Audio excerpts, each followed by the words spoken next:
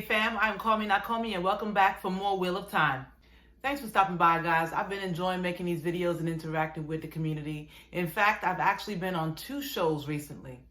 I made my first guest appearance recording an episode with Rob from Malkier Talks podcast, where we dug deeper into my men is a hybrid fin theory. That was from a previous video. I'll have links below for that, and please stay tuned to my Instagram and Discord for when the Malkier Talks episode releases.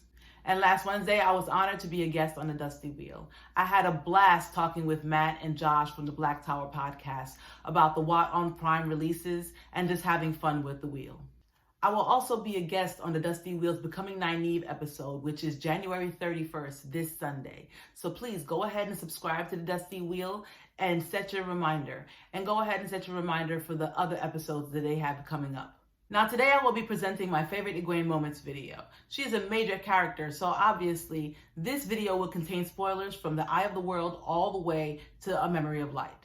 I usually try to do my best not to spoil too many major plot points. And fail. But I decided that if I were to do that with Egwene, it would take all the fun out of doing the video. It would make it almost pointless. She did so much and meant so much to the forces of light that I would rather celebrate her than hide her behind veiled statements about her achievements and mountains she had climbed. So spoilers, I say, spoilers! Spoiler to the right of them! Spoiler to the left of them! Spoiler in front of them! Volley and thunder! Okay, Jeffrey, can we get back to the show? Don't nobody watch Fresh Prince? My bad, you have been warned. Before we go any further, please remember to subscribe to the channel if you haven't done so before. The channel is growing, the juices are flowing, so please remember to subscribe so you'll know when I drop new content. Then if you like what you see, please remember to stroke the like button and leave a comment. Why does she keep trying to make stroke the like button a thing? Are you going to be a hater this entire age, or are you trying to be Dark Friend of the Month? Security! Also, if you haven't heard, I started the Wheel of Time Episode 1 pool. As the wheel turns and ages come and pass, we are all waiting for the release of Episode 1. I mean, I'm not saying that I'm at my wit's end or anything and about to sneak onto the Judkins Ranch like a fanboy driving a conversion van called Mahalanir. I drive an SUV, and it's called the USS Voyager. Janeway forever. But we are all eagerly awaiting the announcement that will begin the wildest ride of our lives, seeing our favorite book series come to life. And instead of showing our enthusiasm by holding our breaths like a toddler in a Toys R Us, I decided to do something more constructive with our time. I started the Wheel of Time Episode 1 pool. Guess the day Episode 1 will be released and win a $25 Amazon gift card. Please visit my Discord server and join the Episode 1 pool channel. Then submit your guess, month, day, and year into the chat for a chance to win. The person with the closest guess without going past it will win the prize. Links will be below. And be sure to do so soon. The announcement can come at any moment. So why are we here today again? Oh yes, this is my favorite Egwene moments video, and it's about time. I know you've all been waiting for it, pounding on my inbox crying, lock her up! I mean, who do we want? Egwene! When do we want her? When she gives her consent! Are we going to ignore she said pounding on her inbox? I've done a few favorite character moments videos covering most of the Emond's Field 5, except for Rand, whom I'll do later down the road, and Egwene. I would like to go on record saying this was not a snub, nor was I putting the characters in any ranking order. I know for many of you, Egwene Alvear is a favorite, if not your favorite character. She's a character I love and appreciate too, but sometimes that feeling can conflict with her character flaws. For all the victories she had, there are stings to how she treated the people she knew and loved along the way. Maybe it had something to do with the effects that Padan Fain had on her when she would visit him in the dungeons earlier in the Great Hunt. Everyone else who entertained him, even for a time, turned bitter and spiteful. And of course, being captured, tortured, and enslaved by the Seanchan deepened her distrust and fear of losing control. Through it all, good and bad, Egwene rose to be the second greatest leader in the series, in my opinion, and was another example of Robert Jordan's great ability to create complex characters you hate to love and love to hate. So here's to you, Egwene Alvear. Blood and ashes, you frustrate me, but the light wouldn't be the same without you.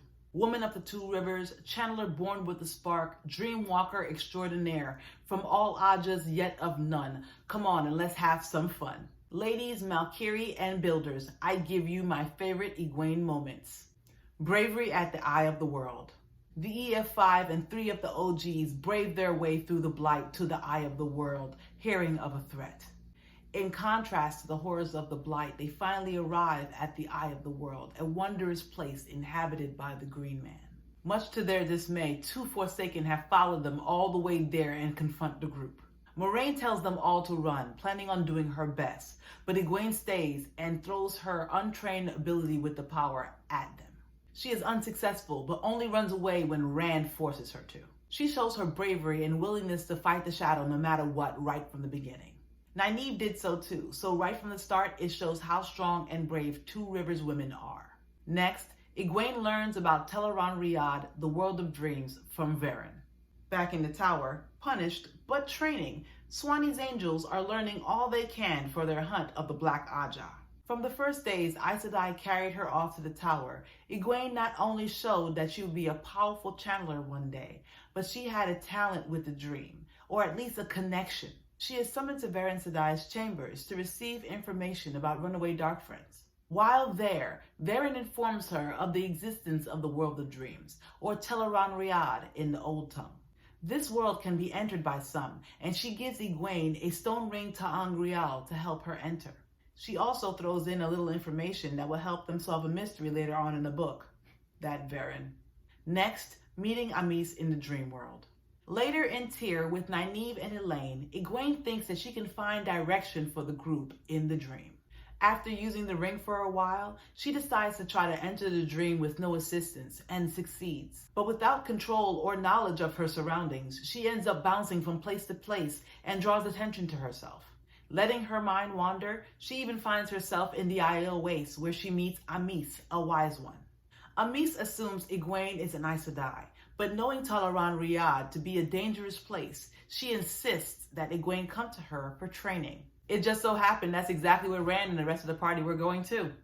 So she goes to the Threefold Land and becomes an apprentice to 4 wise ones, learning everything she can about the dream and leadership. Next up, you are summoned. It has been discovered that the White Tower has split and the rebel faction is holding up somewhere in the wetlands. After a long time with the Aiel and Rand, Egwene is called to come back to the Aes Sedai. Still loyal to the White Tower, she answers their summons and is told that they want to make her the Armelin, rejecting the current Armelin, Elaida. Egwene can't believe that they're serious until they lay the stole on her shoulders. Wanting to fast-track her new administration, she proclaims like an executive order that Nynaeve and Elaine are now Aes Sedai, strengthening her allies. Next, taking control of the rebel sitters, grabbing them by the scruff of the neck. Egwene quickly finds out that she was chosen to be Armelin because the much older Aes Sedai and sitters see her as a puppet that they can use for their own agenda.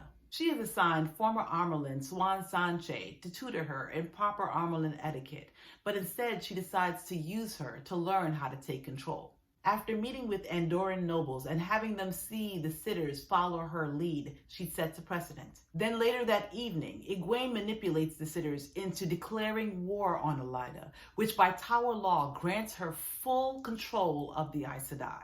With the entire rebel faction in hand, Egwene waits just long enough for the troops to rest before sieging Tar Valon, infiltrating the White Tower. Egwene, the rebel Aes Sedai, and several thousand of Gareth Bryn's closest friends besiege the White Tower, but they can still get supplies in through the river. Egwene comes up with a plan, but she is captured by the Tower Aes Sedai. Now a prisoner of the Tower and reduced to novice, she is worked hard and beaten several times a day.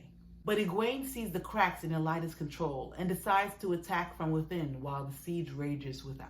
The best thing about this is that she can be rescued at any time, but forbids it. She gains support from the young initiates just by being there and supporting them through these hard times, and uses Elaida's failures to sow seeds to destabilize her support from the Aes Sedai. Honey in the Tea, one of Rafe's favorite chapters and one of mine. Confronting Elaida. Forced to serve Elaida dinner in front of several sitters, Elaida tries to use this time to show that Egwene has been cowed, but she has not. She finally decides that her best plan of action is to stand up to Elaida, and is beaten severely and thrown into the dungeons. Next, a talk with Verin. She is later released from the cells, not having enough evidence to try her as a dark friend as Elaida called her. Returning to her rooms, she finds Verin has returned to the tower and would like to talk. Verin has been traveling to do everything she can for the light before the end, and comes to Egwene to give her the biggest piece of information she can provide. She reveals to Egwene that she is Black Aja and has names for almost all of the Black Aja in the tower and with the rebels. Betraying the Dark One, she gives Egwene her notebook with all of the names and information she has collected over the years.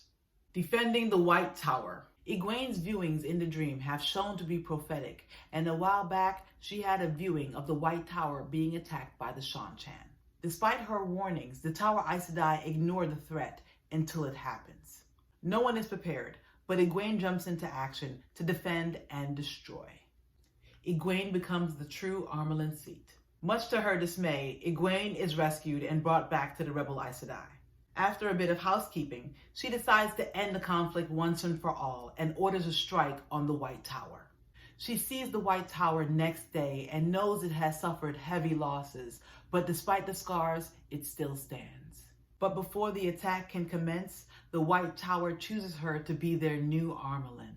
After that, she gives two of the best speeches in the entire series. One after she's formally chosen and made the Amyrlin seat, and the second one in front of the tower, in front of everybody. Kate Redding's deliverance of both speeches is gripping, and every time I hear the second, I feel drawn back in with the hope of freedom and future. Next, tying the White Tower to other female channeling societies. It has been a theme throughout all the books. There are several channeling societies, but none of them are as connected as they were during the Age of Legends. Now, truly as Amyrlin, Egwene forms a plan to connect them all together once and for all. She presents her idea to them at a meeting of the dream as sort of an exchange student type of thing, and they agree to consider it. Battle in the dream against the shadow. It is discovered that a Forsaken, or two, has been hiding in their midst the entire time. So Egwene provises a plan to root them out and any other Black Aja in the dream. She uses the meeting with the other channelers as a trap, and a huge battle inside of Tel'aran'rhiod ensues. At last, the Forsaken reveals herself, and Egwene beats her will against will. Last but not least, confronting Tuon. With all the forces of the light combined and coordinated for the last battle, Egwene decides to confront Tuon before bringing her into the fold. They make several concessions on a road to agreement to fight alongside one another, but it begins to become awry when Tuon finds out that Egwene used to be a Domani and escaped. Things become more tense when Egwene reveals that Domani can actually learn to channel themselves. Before long, the negotiation looks like it's about to go up like an Illuminator's display until Matt comes in and gives them the focus of a one-eyed man. Begrudgingly, they decide that losing to the shadow is worse than each other's company and decides to fight together. Whew. Well, that's all I got, y'all. Thank you again for joining me for this video. I hope you enjoyed the ride. Please remember to like, comment, and subscribe if you haven't done so before. You can also follow me on Discord and Instagram at CallMeNotCallMe, on Twitter at CallMeNotCallMe1, and if you want to send me an email, CallMeNotCallMe@gmail.com. Please remember to check out my episode 1 pool on Discord. There will be invites below. And write me to let me know how you think I'm doing, or if you have any ideas for episodes I should do. So folks, thanks again. I look forward to the next time we speak, and like always, may you always find water and shade.